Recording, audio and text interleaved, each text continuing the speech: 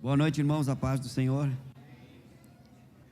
Vamos dar continuidade sobre jejum. Eu creio que a gente termina hoje, para depois entrarmos na próxima disciplina, que é a palavra de Deus, a leitura, a meditação na palavra. Alguns textos ainda que nos falam sobre jejum, e nós vemos falando sobre o principal objetivo, que é a comunhão com Deus, nosso relacionamento, né?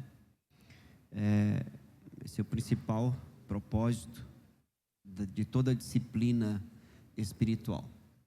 Mas também nós podemos e devemos usar essas disciplinas, né, para apresentar diante de Deus toda e qualquer situação, circunstância, pedindo a Ele a sua intervenção, pedindo a Ele a sua direção, o seu agir. Essa ideia de pedir para Deus, de rogar a Deus, né? Porque a oração, ela é louvor, ela é adoração, é gratidão, né? Mas é também petição. E a petição, ela revela quando ela é, na verdade, né, ela está sob a assistência do Espírito, mediada por Cristo. Ela revela e trabalha um fator fundamental na nossa vida, que é, na verdade, exteriorizarmos por meio da oração ou do jejum a nossa dependência de Deus. Eu não sei, os irmãos que estavam no domingo à noite ouviram uma das coisas que o pastor Wagner falou, que o bispo Elisiário, quando ele era bispo na terceira região, São Paulo, Mato Grosso, nós estávamos lá, e a cada 3, 4 meses nós tínhamos um encontro dos pastores com o bispo, momento de jejum das 7 da manhã às 4 da tarde, oração, meditação na palavra. E uma das coisas que o bispo Elisiário repetia muito era que nós deveríamos cultivar sempre a nossa dependência em Deus. Ele escreveu um livro, O Legado, e no livro ele conta experiências que, em situações adversas, né, das mais diversas circunstâncias, ele entrava no quarto de oração e dizia para a esposa assim: eu só vou sair de lá depois que eu tiver uma resposta de Deus. Então tinha vezes que ele ficava no quarto meia hora, às vezes ele ficava 3 dias, e ele cultivou ao longo da sua vida esse exercício da dependência de Deus. Eu tenho para mim que é uma das coisas que precisamos resgatar, né? Ele conta várias experiências, dentre elas, né, a questão, por exemplo, da esposa chegar e dizer: olha, hoje nós não temos o que comer. Ele entrava para o quarto de oração e saía de lá com uma resposta. Coisas assim, com relação à saúde, com relação à igreja, com relação ao ministério. E estas disciplinas, elas nos ajudam a essa realidade, né? Hoje é tudo muito fácil, né? Tudo muito rápido. E a gente vai entrando nesse ritmo de facilidade, de rapidez, né? Das questões modernas, para facilitar. Eles usam essa frase, facilitar a vida do ser humano. E essa facilitação, ela rouba de nós essa sensibilidade. O seminário interno, o pastor Clodoaldo, ele também batia muito nessa tecla. E era comum, nós tínhamos o Clube Santo. O Clube Santo era um período à noite, tá? Porque nós tínhamos aula pela manhã, trabalhávamos à tarde, tínhamos aula à noite, e depois da aula nós tínhamos o Clube Santo, que era um momento também de reflexão, de oração e de testemunhos. E os testemunhos, eles eram ao mesmo tempo simples e profundos. Simples porque a gente ouvia o seguinte: hoje Deus me respondeu a oração, eu estava precisando de sabonete, eu estava precisando de pasta de dente, eu estava precisando de uma roupa para dormir, e o Senhor enviou. mas profundo porque isso criou em nós uma dependência de Deus nas pequenas coisas. E se nós formos dependentes nas pequenas coisas, seremos também nas grandes coisas. Então eu quero também falar sobre essa realidade de que o jejum, seu principal objetivo, como as demais disciplinas espirituais, é a nossa comunhão, é a nossa intimidade com Deus, mas também precisamos usar para apresentar diante de Deus as nossas necessidades, circunstâncias, situações, nossa saúde, seja ela emocional, seja ela física, nossos relacionamentos, o nosso dia a dia, nosso trabalho. Trazer isso, irmãos, para as nossas realidades. Eu tenho para mim que a ausência de experiências com Deus, elas estão intimamente ligadas à nossa falta desse exercício de dependência, de falar para Deus, de ir para Deus e dizer: Senhor, eu estou precisando de uma intervenção. Eu peço a direção do Senhor, eu peço a provisão do Senhor. E se manter atento aos sinais, ao direcionamento de Deus para essa realidade. Então use isso também. Há poucos dias atrás eu falei sobre o comentário de alguém que postou dizendo que evangelho não é isso, né? Venha e receba a sua bênção. Evangelho é arrependei-vos. E eu lembro, falei para os irmãos que eu respondi, né? Que tanto arrependimento como venha buscar a sua bênção é evangelho. O que não é evangelho é priorizar o que Deus não priorizou. Até porque o arrependimento também é uma dádiva. É Ele que concede, nós respondemos ao Senhor.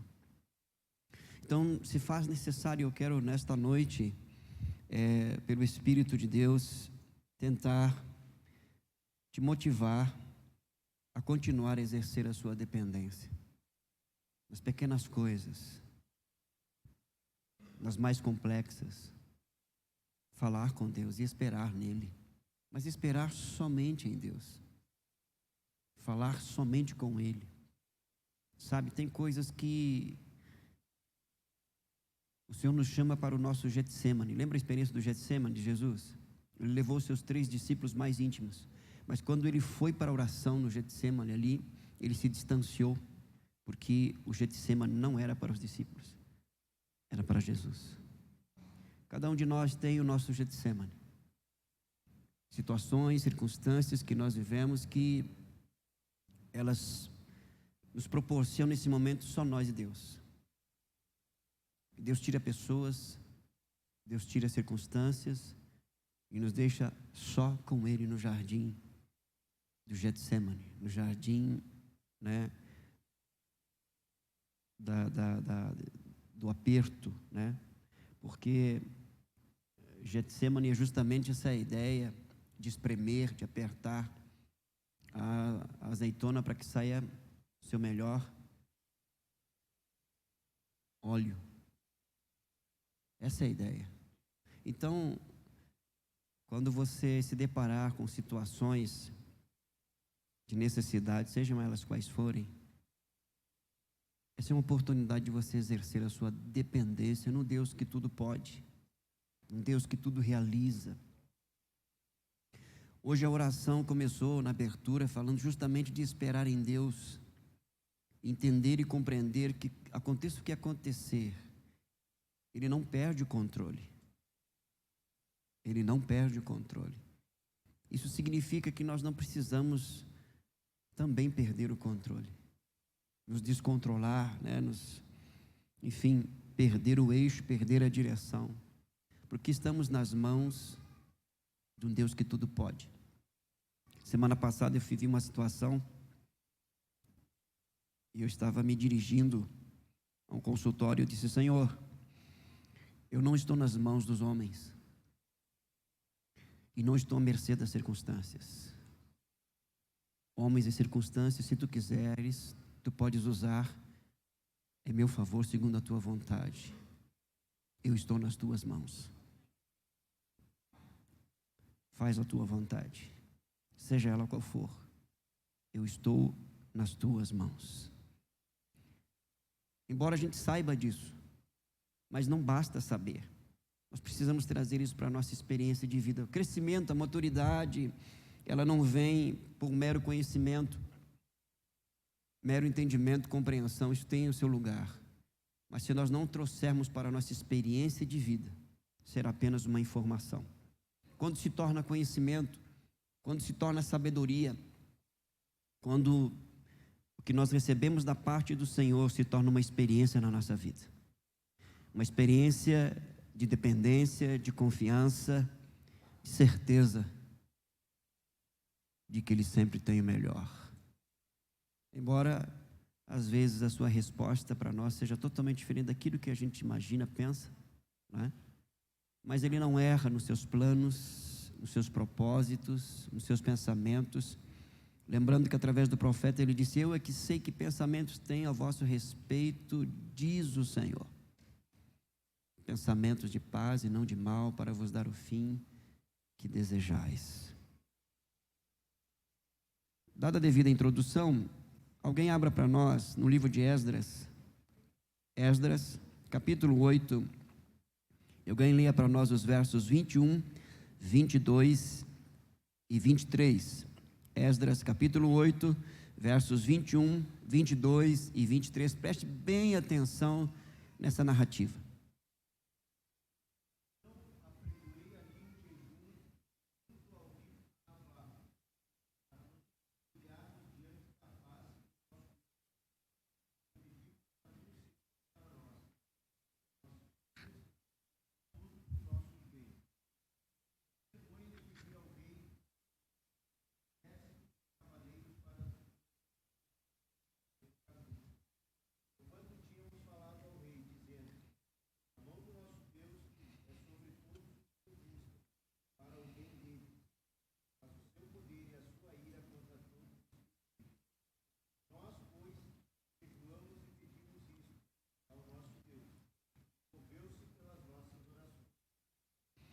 Perceba aí que eles estão nessa jornada voltando para Jerusalém.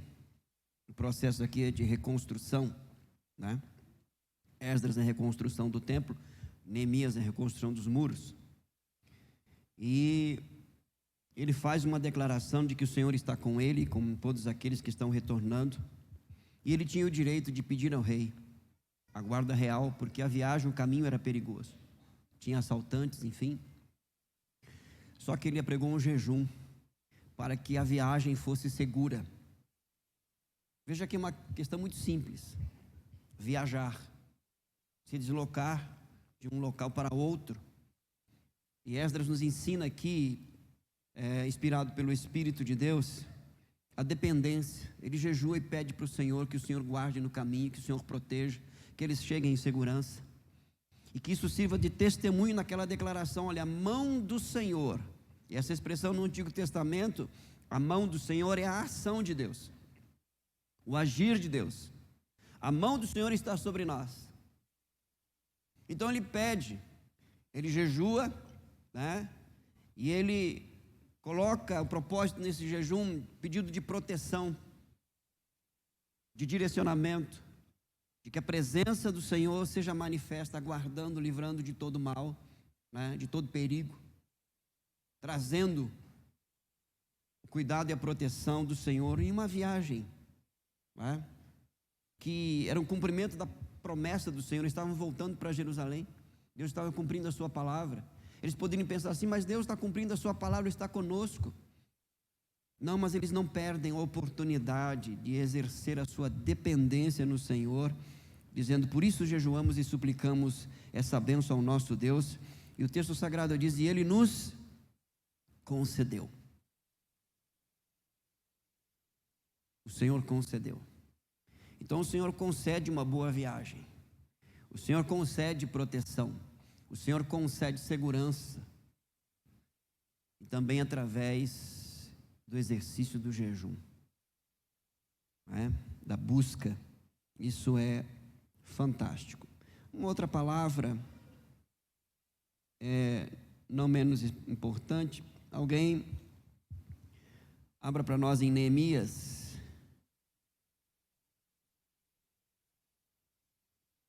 Neemias, capítulo 1. Neemias, capítulo 1. Só deixa eu ver aqui, porque acho que a partir do verso 1. Isso, Neemias, capítulo 1.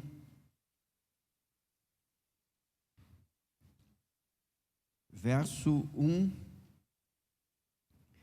ao verso 4. Neemias, capítulo 1, do verso 1 ao verso 4.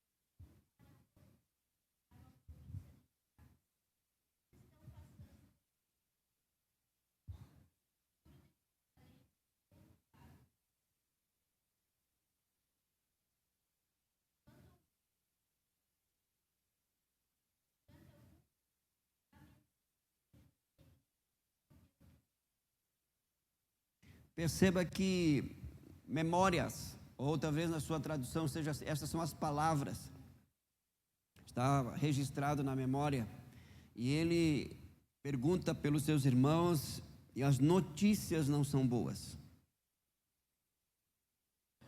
E diante das más notícias, o que Neemias faz? Ele vai sentar, chorar, orar e jejuar. Ele vai orar e jejuar e pedir para que o Senhor intervenha, para que estas má notícias se tornem boas novas. O jejum é um instrumento, é um meio pelo qual nós podemos experimentar uma intervenção tal, em que nós vamos viver a experiência muito comum, através da expressão no Antigo Testamento: Deus mudou a nossa sorte. Mudou a circunstância, mudou a situação, mudou aquela realidade de caos, de dor, de sofrimento. Lembrando que muros aqui trazem uma ideia muito clara de proteção, de abrigo, de lugar estabelecido. E Neemias, então, ele vai orar e jejuar. E você vai ver aqui, ao longo da narrativa de Neemias, que o Senhor usa Neemias para a reconstrução dos muros. E tudo começa com oração e com jejum. A intervenção divina, para que tudo isso fosse restaurado. Então você pode ir para o jejum, quando você receber más notícias, e buscar em Deus, para que essas más notícias se transformem em boas novas, de um Deus que muda as circunstâncias. Faça isso. Exercite a sua fé. Vá em direção ao Senhor. E quando ele fala aqui que jejuou, orou alguns dias, que foi lá no mês de Quisleu, né? Se você, por exemplo, for ao capítulo 2, verso 1, diz assim: sucedeu no mês de Nissan. Quisleu e Nissan, 4 meses.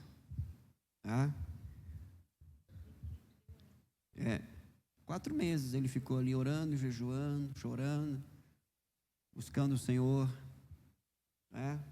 É aquela ideia: eu vou orar e só volto quando tiver uma resposta.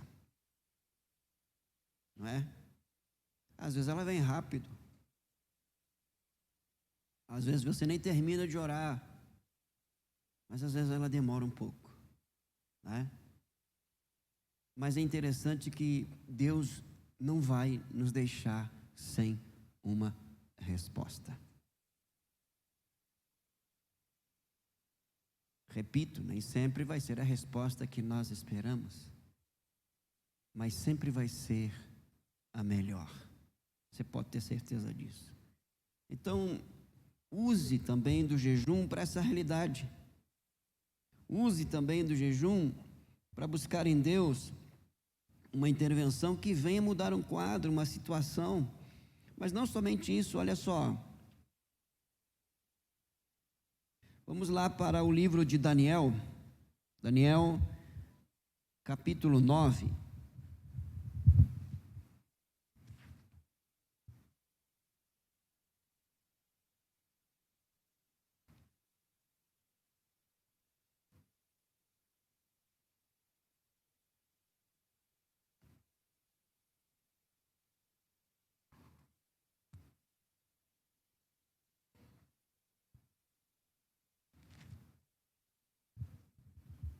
Deixa eu ver aqui. Deixa eu ver qual que é o texto aqui. Daniel, isso.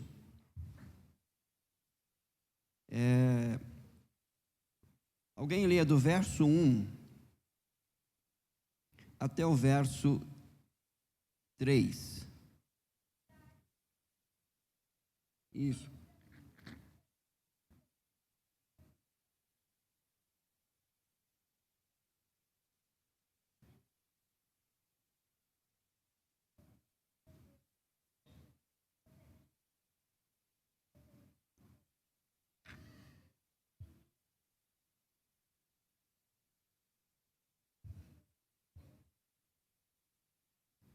Ok, é isso aí.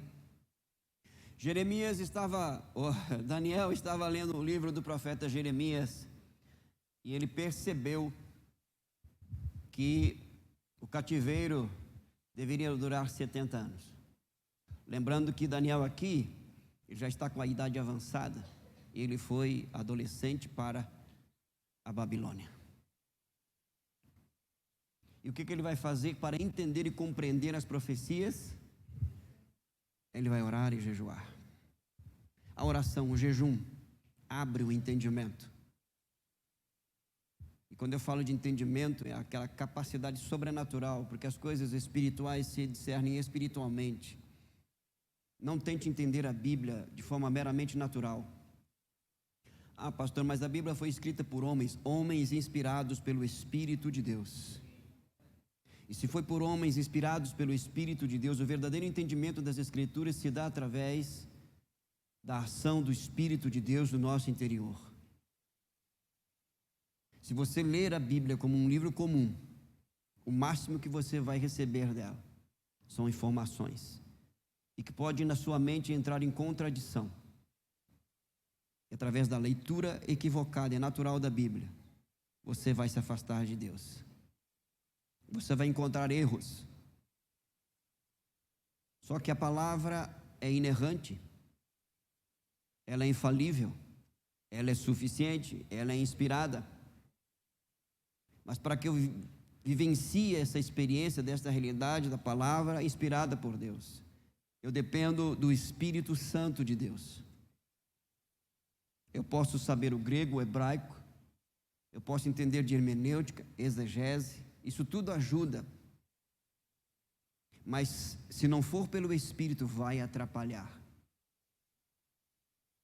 Daniel, ele vai orar e jejuar para entender e compreender as revelações. Ele busca em Deus. E ele faz um jejum de 21 dias. No 21º dia, vem o anjo do Senhor e diz, um dos anjos do Senhor, e diz para ele: olha, a tua oração foi ouvida no primeiro dia. A resposta demorou 21 dias porque eu encontrei aí uma barreira no mundo espiritual, né? Mas a resposta veio. O livro de Daniel vai nos mostrar que quando nós oramos, assistidos pelo Espírito de Deus, mediados por Cristo, nós entramos numa dimensão, ou melhor, nós entramos na dimensão real, que determina sobre essa dimensão natural, que é a dimensão espiritual. Nós somos introduzidos numa realidade espiritual, que nós não temos ideia. Nós achamos que a oração e o jejum é algo assim, uma mera disciplina. É uma porta de entrada. Sabe, tem um pessoal que usa essa expressão assim, né, de abrir os portais do mundo espiritual. Você já ouviu essa expressão, não? E aí eles têm na época eles abrem os portais, aquela coisa toda, né? Vem toda aquela manifestação demoníaca, isso é uma realidade, né? Mas nós já estamos dentro desse mundo espiritual. Nós fazemos parte dessa realidade. Porque Cristo é o nosso mediador. E nós temos livre acesso à sala do trono. A oração, quando nós entramos em oração e jejum, nós vivenciamos essa realidade do mundo espiritual. E Daniel está buscando aqui entendimento, compreensão. Quando você estiver lendo a palavra de Deus, ouvindo Deus, buscando conhecer mais o Senhor, você busca por entendimento, pede compreensão, pede para que o Espírito de Deus lhe dê iluminação, não revelação. A revelação já está aqui. 66 livros, 1189 capítulos. Essa é a revelação de Gênesis e Apocalipse. Nós precisamos da inspiração, a iluminação. O que é a iluminação? É a capacidade sobrenatural de entender o que o Espírito de Deus instruiu aqueles escritores a trazer como uma mensagem. Senão vai ser um livro comum. Repito, vai ser um livro como qualquer outro. E vai atrapalhar. Irmãos, dos muitos seminários que eu fiz, porque a coisa é difícil, né? Complicada.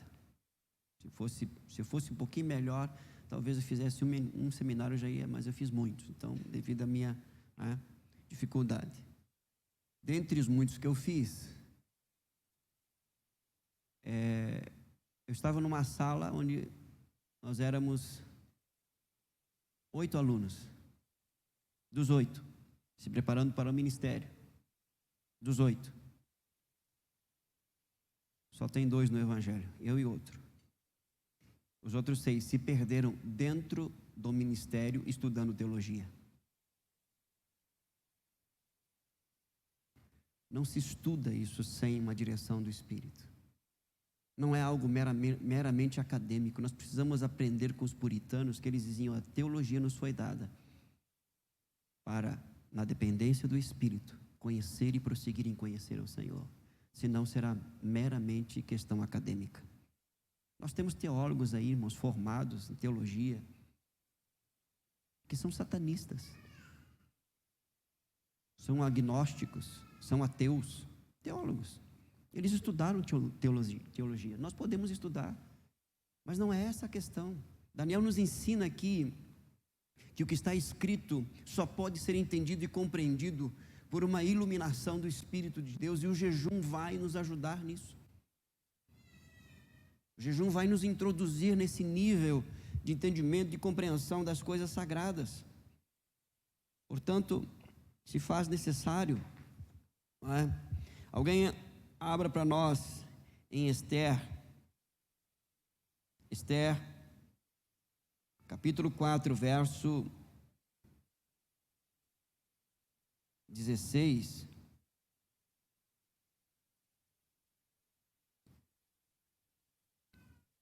Esther, capítulo 4, verso 16.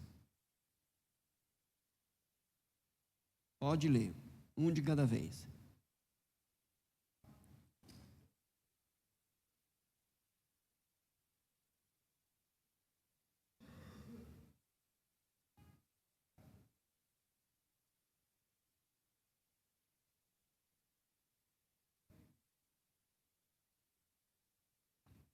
Olha só, ela pede que jejue em favor dela, porque ela ia entrar na presença do rei,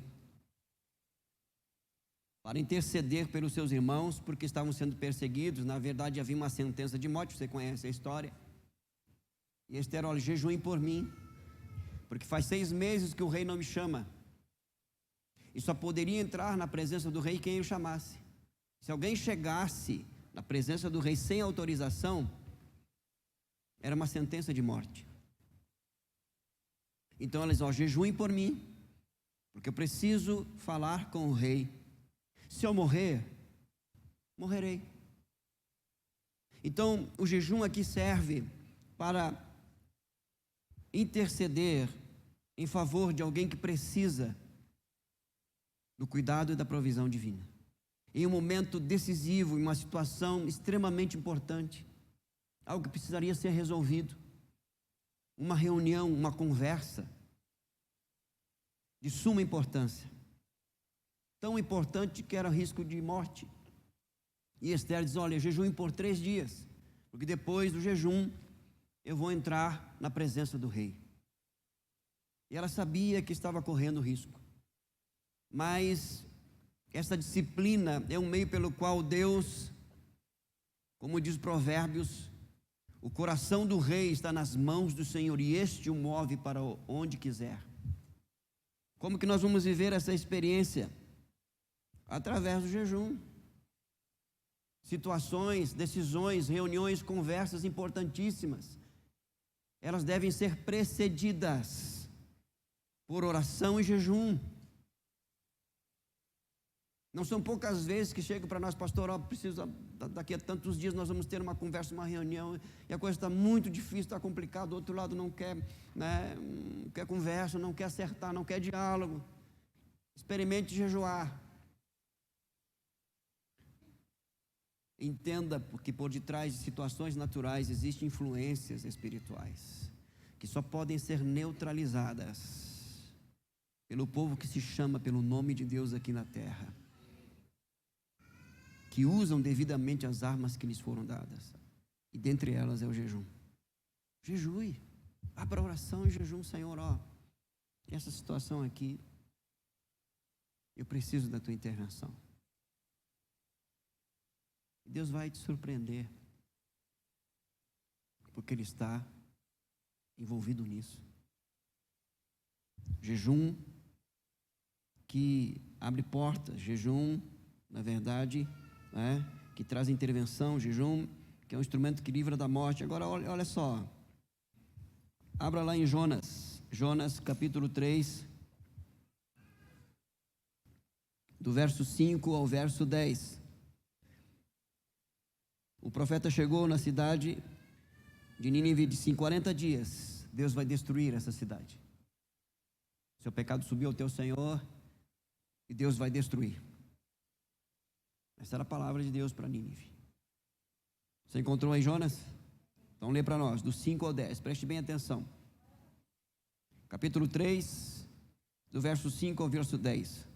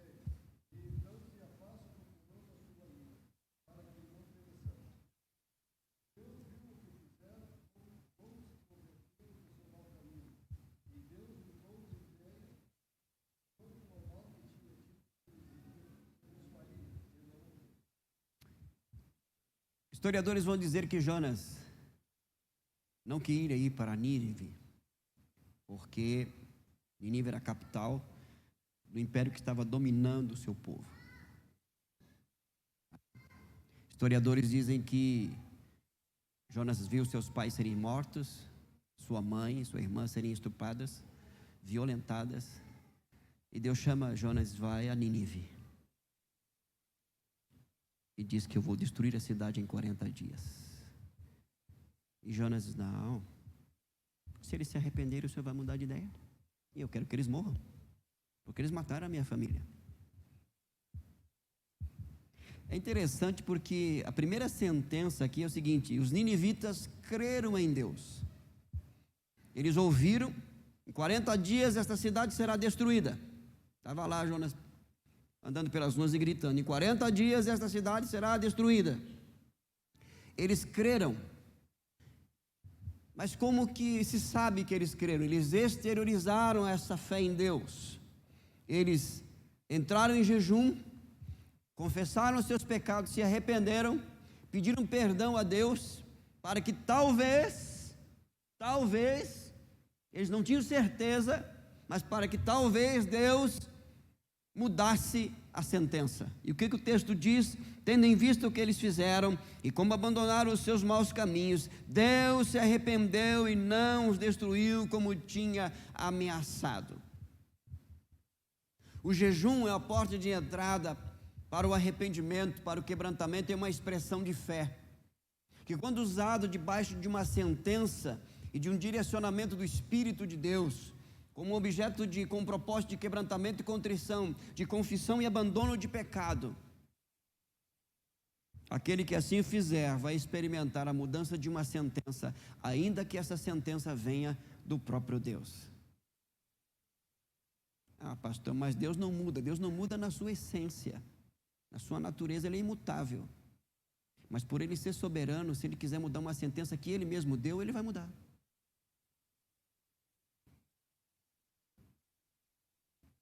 Não, Deus não muda na sua essência, Deus continua o mesmo, santo, justo na sua essência. Há uma outra situação em que o profeta Isaías chega para o rei Ezequias, se não me foge a memória, e diz: arruma a tua casa porque você vai morrer. Essa foi a palavra do profeta. O profeta sai, Ezequias vira para o lado, chora, ora ao Senhor. Isaías estava no pátio, e Deus volta lá e fala que eu vou acrescentar mais 15 anos, respondendo a oração dele. Porque quem deu a sentença foi Deus, quem muda é Ele. Por favor, o microfone lá para o Jonathan, faz favor. Você entende isso ou não? Então, ainda que a sentença seja divina, há uma possibilidade de Deus mudar. Aqui a necessidade era de arrependimento, de quebrantamento, de contrição, de se voltar para Deus. Irmãos, Nínive era terrivelmente sanguinária, idólatra. Eles eram cruéis, terríveis. E eles se arrependeram, jejuaram, e Deus mudou a sentença. Jonathan. O senhor falou, respondeu no final da sua frase, mas eu queria colocar também a situação ali de Davi, quando ele perde o filho, porque ele jejuou, né? Jejuou, se jogou no chão e Deus não mudou a sentença. Não mudou a sentença, exato. Tá. E eu queria fazer uma pergunta só sobre questão de jejum ali. Se é ou não é. Lá na conversão de Paulo, que ele fica sem comer 3 dias, se eu não me engano, lá em Atos 9, que ele fica sem comer e sem beber. Aquilo não é jejum ou não é jejum? Porque não diz que é jejum ali, mas diz que ele fica sem comer. Não diz, mas é jejum. É isso aí. Tá, Okay? Era essa. Bom, nós vamos entrar agora nessa questão do jejum bíblico. Eu já falei lá no início, vou repetir para vocês aqui, tá? Jejum bíblico, tá? É não comer, ok? Ok? Tá? Esse é o ponto de partida, tá? Jejum de 24 horas, 3 dias, uma semana, 21 dias, o quanto você quiser, debaixo de uma orientação, direção do Senhor, enfim, tá? Sempre tem um propósito de comunhão e também, né, daquilo que Deus colocar no seu coração. Você pode fazer jejum parcial. O que é o jejum parcial, irmãos? Você não come, mas toma água. Tá? É só isso. Não come, mas toma água. Tá? Ok? Bom, deixa eu falar para vocês de uma prática, tá? Que infelizmente é comum no meio evangélico, que é usado o jejum de abster-se, né? Vamos jejuar, esse mês nós vamos jejuar da internet, vamos jejuar do chocolate, da televisão. Isso não é jejum, irmãos. Tá? Isso não é jejum, Isso não tem fundamento, isso não tem propósito a não ser ainda mais incitar os desejos da carne, ok? Porque isso a gente faz com disciplina. Você não precisa de jejum para isso. Se eu estou muito tempo na internet, eu não preciso jejuar da internet. Eu tenho que me buscar as coisas lá do alto, pensar nas coisas lá do alto, priorizar o reino de Deus. É simples assim. Jejum é não comer ou não beber. Isso é jejum bíblico. Já falei aqui, mas e o jejum de Daniel? Daniel não jejuou, irmãos. Ele não jejuou no início do livro de Daniel. Ele não jejuou. Ele deixou de comer a comida que era servida pelo rei, porque era sacrificada aos ídolos, e ele era judeu. Ele se absteve da comida do rei e comeu legumes. Mas o jejum de legumes, não existe isso, irmãos. Isso não é jejum. Jejum é não comer e não beber. Esse é o jejum bíblico, com o propósito de buscar ao Senhor, com o propósito de apresentar diante do Senhor circunstâncias, situações a quais nós citamos aqui, debaixo de um direcionamento do Senhor. Então, muito cuidado com essas práticas aí, em nome de um jejum, né? Não tem nada a ver com o Evangelho, tá? Você quer fazer, faz, né? Você e Deus, tá? Mas a nossa responsabilidade aqui é ser claro, ser muito claro, tá? E ser direto, em amor, tá? Mas esse tipo de prática não tem fundamento bíblico, tá? Não é saudável, porque na verdade nós estamos distorcendo uma orientação bíblica. Então, ao invés de eu me disciplinar, como disse o apóstolo Paulo, esmurrar o meu corpo, né? Eu vou jejuar da Netflix. Pelo amor de Deus, irmão.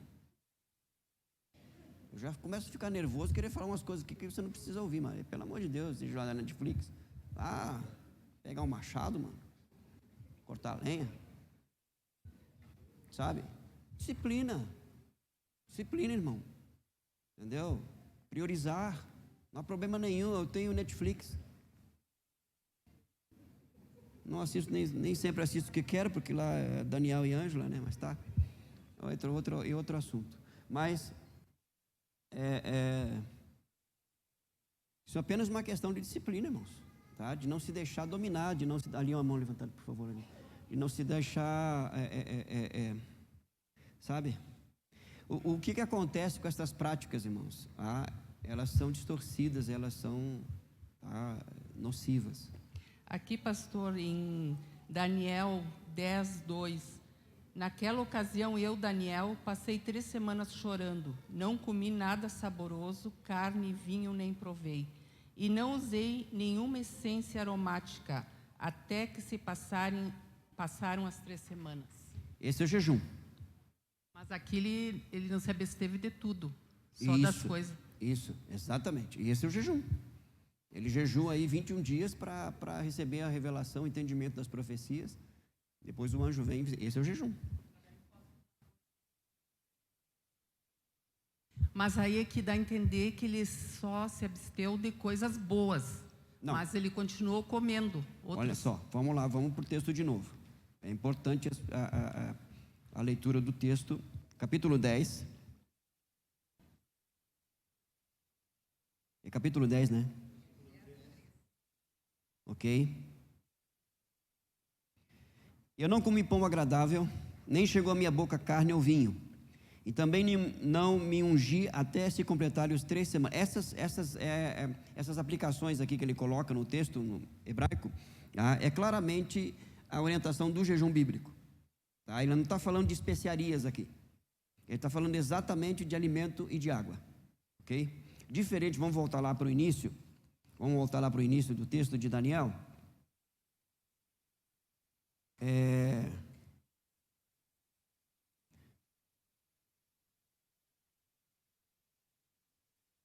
Daniel, capítulo 1.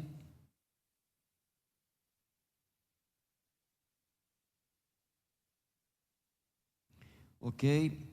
Diz assim, pode ler. Daniel capítulo 1, verso 5.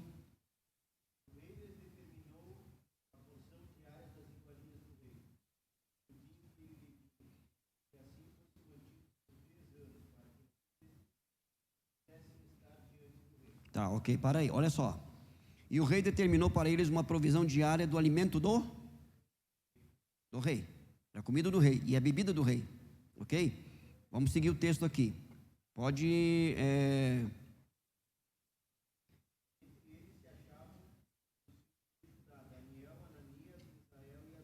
Tá, vai para o verso 8, isso.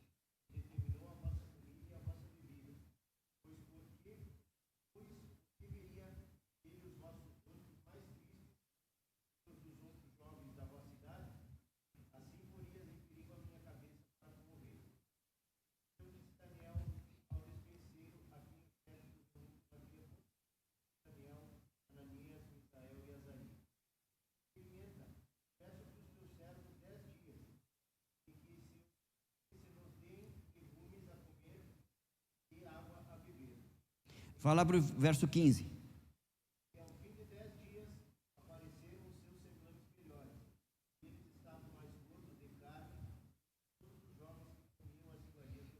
Então não houve jejum em nenhum lado, irmãos. Houve uma mudança de cardápio. Isso é mudança de cardápio, não é jejum. Por isso que eu digo para vocês assim, ó, que fazer jejum dessas coisas não é jejum. É apenas uma questão de aplicação de disciplina, de ordem. Os irmãos entendem isso? A diferença, irmãos? Pastor, é que aí em Daniel 10 diz manjar desejável. Então as pessoas entendem que é alguma coisa especial que tivesse muita vontade. Mas se a gente vai, por exemplo, nesses coisas bíblicos que a gente vai na origem da palavra, quando a gente procura manjar, diz que pode ser refere a qualquer alimento, ou seja, que ele não comeu nenhum alimento. Sim. E entre eles tampouco vinho, ele Sim. não comeu. Não é que ele comeu só aquilo que ele tinha desejo, ele não comeu. Ele não comeu. E outra coisa também, o fato de comer manjar é porque ele também fazia parte, ele era uma das principais, depois do rei, uma das principais autoridades. Então ele tinha acesso a... Só que aí ele, no capítulo 10 ele faz jejum. Aqui no capítulo 1 ele não tem jejum aqui, irmãos. Isso. Desejável, quer dizer que indesejável poderia ter comido. Então dá essa dúvida realmente. Né? Quando ele usa essa expressão no capítulo 10, tá? Não comi pão agradável, não chegou à minha boca carne ou vinho, tá? Que são os alimentos principais, e principalmente aqui, ó, então... E também não me ungi.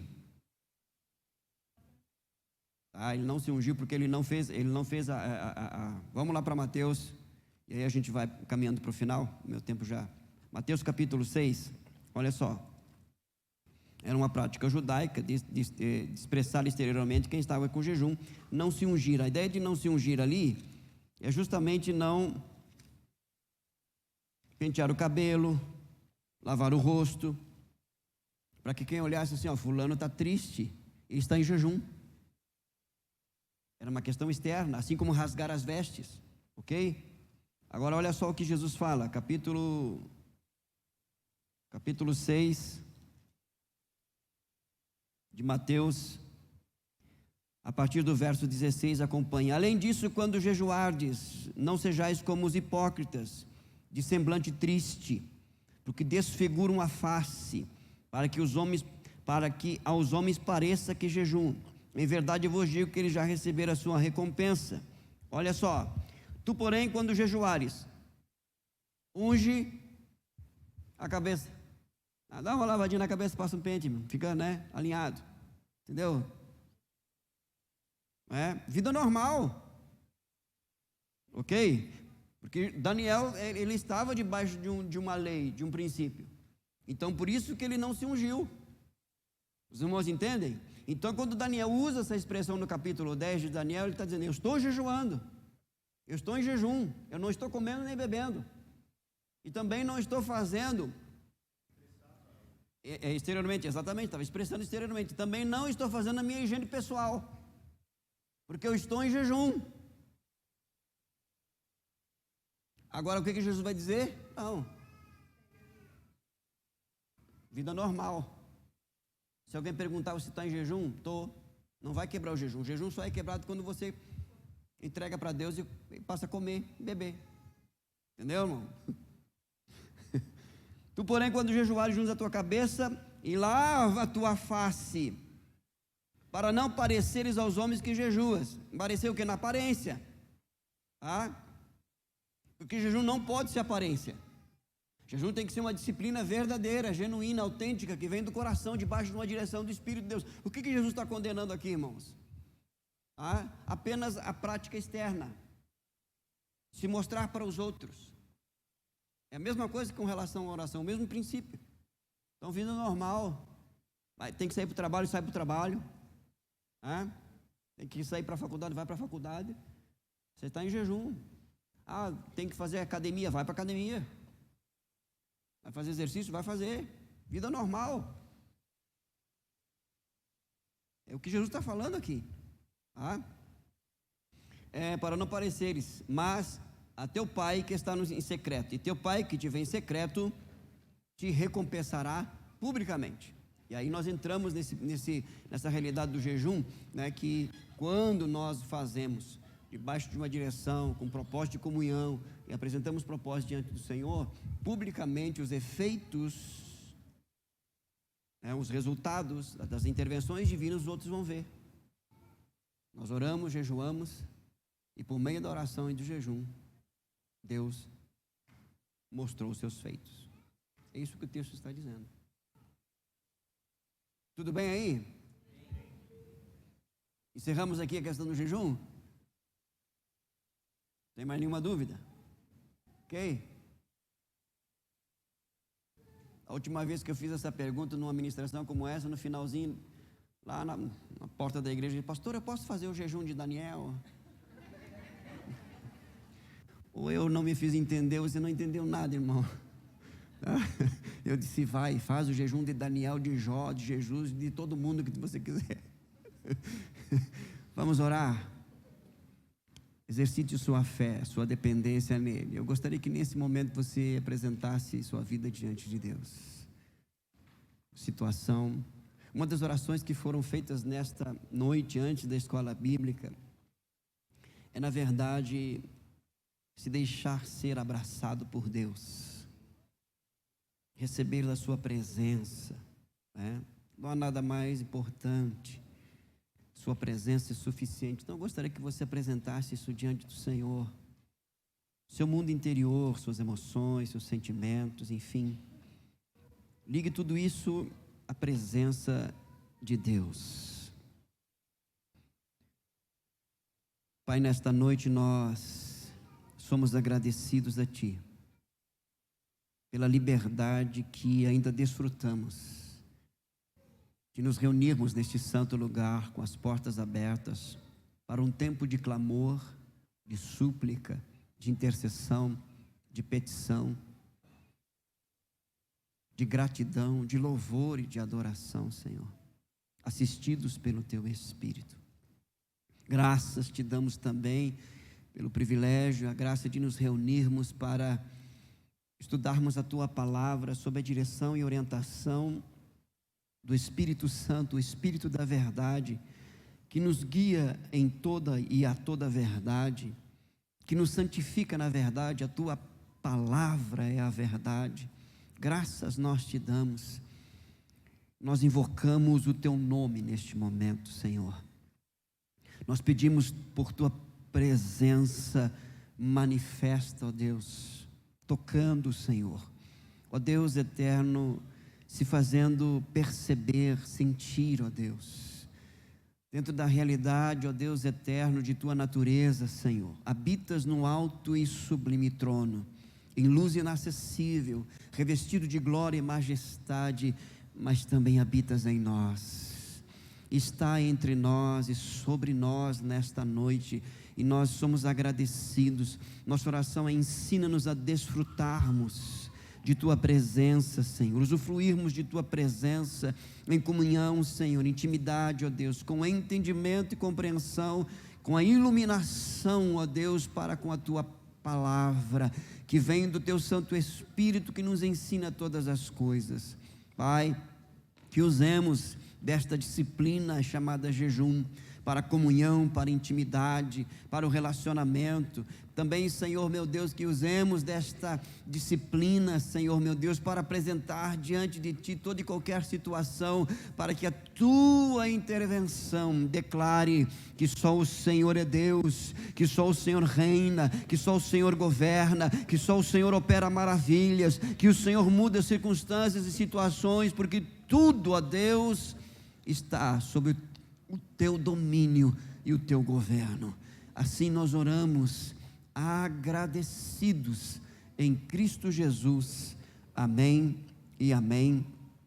Que o Senhor te abençoe. Você que trouxe a sua oferta pode trazer ao gasofilácio. Se o Senhor permitir, a partir da próxima terça estaremos falando sobre a palavra de Deus.